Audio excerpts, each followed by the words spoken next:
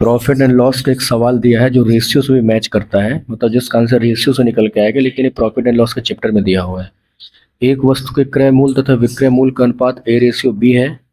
यदि बी ए का 200% है, इस लाइन को याद रखना है, बी ए का 200% है, तो क्रय मूल्य पर प्रतिशत लाभ ज्ञात करें। So this is a very simple question. According to question we will solve it. तो क्रय मूल्य तथा विक्रय मूल्य का अनुपात कितना दिया है मेरे भाई? तो कॉस्ट प्राइस से सेलिंग प्राइस का जो रेशियो दिया हुआ है वो दिया हुआ है ए रेशियो बी। तो इसको हम लिख देंगे ए रेशियो बी। अब हमको निकालना है अगर प्रॉफिट परसेंट, तो इसका मतलब क्या है? इसका मतलब हमको चाहिए होगा कॉस्ट प्राइस कितना दिया हुआ है, सेलिंग प्राइस कितना दिया हुआ है, या एटलीस्ट इनका रेशियो चाहिए होगा। तो रेशियो कहाँ से निकल के आएगा? तो इसके लिए क्वेश्चन में एक अलग सी चीज़ दी हुई है कि बी ए का 200% है, मतलब बी जो है वो 200% है। 200% को ब्रेक करोगे, परसेंट को नीचे लिखोगे 100 इंटू ए। तो यहाँ पर ध्यान से देखो, यहाँ से 2 जीरो से 2 जीरो खत्म, तो बी इक्वल टू 2a नहीं आ जाएगा मेरे भाई? तो यहीं से जो a बाई बी आएगा, मतलब a से जो b का रेशियो निकल के आएगा वो आएगा 1:2। तो यहाँ से हमको रेशियो निकल के आया, ये जो चीज़ निकल के आई है कि a से b का रेशियो आ गया 1:2। तो a से b का रेशियो कितना है? वो है 1:2। ए यहाँ पर कॉस्ट प्राइस है और बी यहाँ पर सेलिंग प्राइस है। तो 1 रुपए की चीज़ 2 रुपए में सेल हो रही है मेरे भाई, तो 1 रुपए का प्रॉफिट है 1 रुपए के कॉस्ट प्राइस पे, कर देंगे इंटू 100%। तो ये निकल के आएगा 100%, और 100% is profit, and that is the final answer of this question. A very simple question is given. एक वस्तु के लागत मूल्य तथा विक्रय मूल्य का अनुपात 20:21 है, तो प्रतिशत लाभ ज्ञात करें। तो देखो मेरे भाई, एकदम सिंपल सा सवाल दिया हुआ है। दिया है वस्तु के लागत मूल्य और विक्रय मूल्य का अनुपात, मतलब कॉस्ट प्राइस से सेलिंग प्राइस का रेशियो दिया हुआ है 20:21।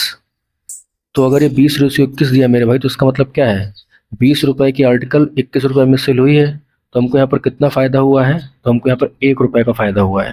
और कितने रुपए के कॉस्ट प्राइस पे? तो वो मेरे भाई 20 रुपए के कॉस्ट प्राइस पे। तो लिख देंगे 1/20, और कितना प्रॉफिट आएगा? तो प्रॉफिट परसेंट डिफाइन करने के लिए 100% से मल्टीप्लाई कर देंगे, तो सॉल्व करने पर आएगा 25 5% will be the final answer of this question. Another question is given. यदि 10 वस्तुओं की लागत मूल्य 9 वस्तुओं के विक्रय मूल्य के बराबर है, तो प्रतिशत लाभ या हानि ज्ञात कीजिए। देखो भाई मेरे भाई, एकदम सिंपल सा सवाल दिया हुआ है, सवाल के अकॉर्डिंग हमको चलना है। 10 वस्तुओं की लागत मूल्य, मतलब cost price of 10 articles is equal to लागत मूल्य 9 वस्तुओं के विक्रय मूल्य के बराबर है। ये बराबर है 9 वस्तुओं के सेलिंग प्राइस के। ये लिखा 10 into C P equal to, ये लिखा 9 इंटू एस पी। तो यहाँ से कॉस्ट प्राइस और सेलिंग प्राइस का रेशियो आ जाएगा मेरे भाई। बहुत सिंपल सी बात है, कॉस्ट प्राइस से सेलिंग प्राइस का रेशियो कितना आएगा? तो ये रेशियो आएगा 9:10। और 9:10 का मतलब क्या है कि 9 रुपए की चीज़ सेल हो रही है मेरे भाई 10 रुपए में। तो यहाँ कितना फ़ायदा हो रहा है? तो यहाँ पर 1 रुपए का फ़ायदा हो रहा है 9 रुपए के कॉस्ट प्राइस पे। तो ये हो गया हमारा प्रॉफिट। और प्रॉफिट परसेंट कैसे निकलेगा? तो ये निकलेगा 100% का मल्टीप्लाई करने से। तो इसको सॉल्व करेंगे तो 11 9 या 99 होता है, तो आएगा 11 hold 1/9% profit, and this is the final answer of this question. Question is given. एक व्यक्ति 12 रुपए प्रति पाइप की दर से 2 पाइप बेचता है। एक पर उसे 20% का लाभ होता है, दूसरे पर उसे 20% की हानि होती है, तो पूरे सौदे का नतीजा क्या रहा? एकदम आसान सा दिया हुआ है। देखो मेरे भाई, जब भी इस तरह के सवालों में आपको सेलिंग प्राइस सेम दिखे ना, जहाँ पर जैसे यहाँ पर लिखा है कि 12 रुपए प्रति पाइप की दर से 2 पाइप बेचता है, मतलब यहाँ पर सेलिंग प्राइस सेम है। तो जब भी सेलिंग प्राइस सेम होता है हमारा यहाँ पर, तो इस कंडीशन में देखो सवाल को कैसे बनाते हैं एग्जाम ओरिएंटेड अप्रोच से। तो अकॉर्डिंग टू क्वेश्चन हम चलेंगे। पहले उसमें दिया हुआ है उसको पहले सौदे में 20% का लाभ हुआ है, तो 20% का मतलब होता है 1/5। तो पहले आर्टिकल की अगर हम बात करें तो 5 रुपए की चीज़ सेल हुई है 6 रुपए में। एकदम अकॉर्डिंग टू हम क्वेश्चन चलेंगे, ठीक है। दूसरे पर उसे 20% की हानि हुई है, तो जो दूसरा आर्टिकल है उस पर 20% की हानि हुई है, तो 20% का मतलब 1/5। और चूंकि हानि हुई है तो यहाँ पर माइनस लगा देंगे, तो 5 रुपए का आर्टिकल सेल हुआ है 4 रुपए में। बट क्वेश्चन में क्या दिया है मेरे भाई? क्वेश्चन में गौर करना है।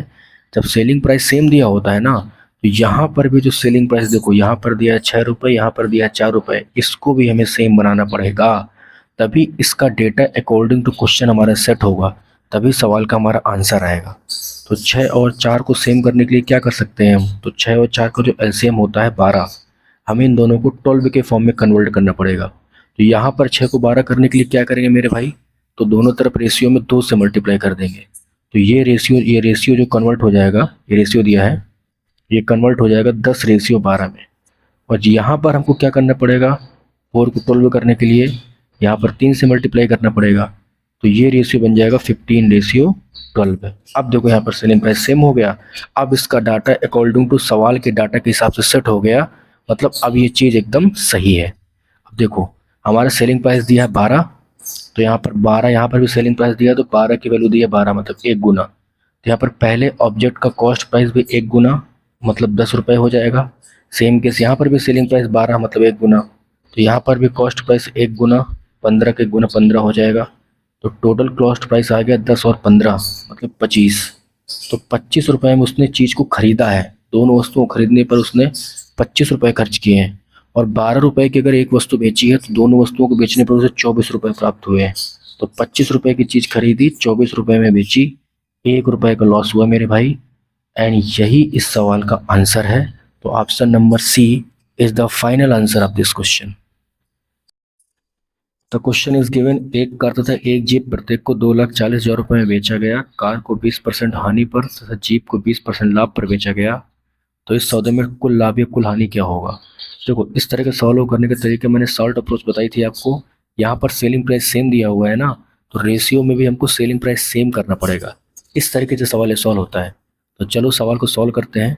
तो अकॉर्डिंग टू क्वेश्चन देखो, कार को 20% हानि पर बेचा गया है। तो कार के लिए अगर हम रेशियो निकालेंगे तो 20% का मतलब होता है 1/5। तो कार के लिए जो कॉस्ट प्राइस से सेलिंग प्राइस का रेशियो आएगा तो वो आएगा 5:4, क्योंकि कार को 20% हानि पर बेचा गया है। दूसरी बात है, अगर हम जीप की बात करें तो जीप को बेचा गया है 20% लाभ पर। तो जीप के लिए कॉस्ट प्राइस से सेलिंग प्राइस का रेशियो क्या आएगा, तो ये आएगा मेरे भाई 5:6, क्योंकि उसको लाभ पर बेचा गया है। अब देखो सवाल में यहाँ पर मेरे भाई सेलिंग प्राइस 4 है कार का, यहाँ पर जीप का सेलिंग प्राइस 12 है, लेकिन सवाल में तो दोनों को सेलिंग प्राइस सेम दिया हुआ है। तो इसलिए हमें इन दोनों को सेम करना पड़ेगा।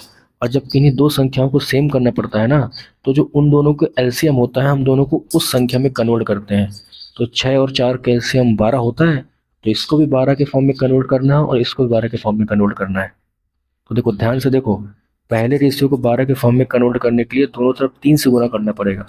तो ये रेशियो बन जाएगा 15:12।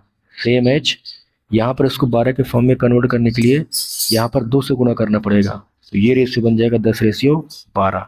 अब ये पूरा डेटा अकॉर्डिंग टू सवाल सेट हो गया है। अब सवाल का आंसर देखो तुरंत निकल के आएगा। देखो दोनों को सेलिंग प्राइस 12 है और सवाल में सेलिंग प्राइस कितना दिया है, तो सवाल में दिया है 2,40,000 मेरे भाई। तो 12 की वैल्यू दी है 2,40,000, मतलब कितने गुना दिया है, 12 दूना 24, ये दिया है मेरे भाई 20,000 गुना। तो यहाँ पर जो पहली चीज़ का कॉस्ट प्राइस हो जाएगा वो भी 15 गुने 20,000 गुना हो जाएगा, वो हो जाएगा मेरे भाई 3 लाख।